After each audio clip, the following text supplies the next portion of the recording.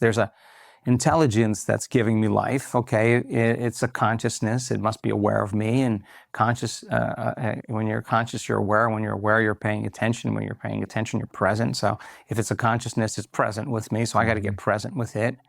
I got to give it a plan. I give it a design. I got to give it a very specific orders. And then I got to surrender because I can't do it. This intelligence knows how to heal way better than I do. Anyway, theoretically, it sounds really good, but I couldn't get my mind to do what I wanted it to do.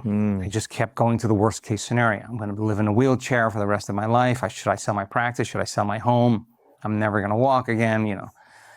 And I couldn't control my mind. And that was the part that really intrigued me the most, because I read the book where the mystics were doing all these kind of incredible miracles and healings. And I witnessed some of the powers of the mind when I was doing hypnosis, and I knew I had to get beyond my analytical thinking mind to get into the operating system to make a change, and I couldn't control my mind. And that was a dark night of the soul for me, because I kept going to the worst case scenario instead of the future that I wanted. And I think when we're pressed in stress or survival, you always prepare for the worst, right? There's better chances of survival. So for me, I couldn't control my mind, and that became the obsession. And it took me hours and hours. I have nothing else to do, really.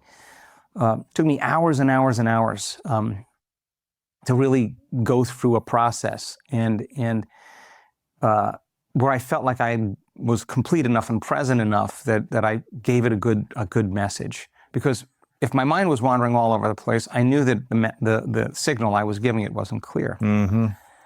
So anyway, what I didn't know is that I was learning how to pay attention and be present. And I was also firing and wiring a whole new set of circuits in my brain that was creating a new level of mind. And then it got easier. And then what took me 3.5 hours to do, I was doing in 45 minutes.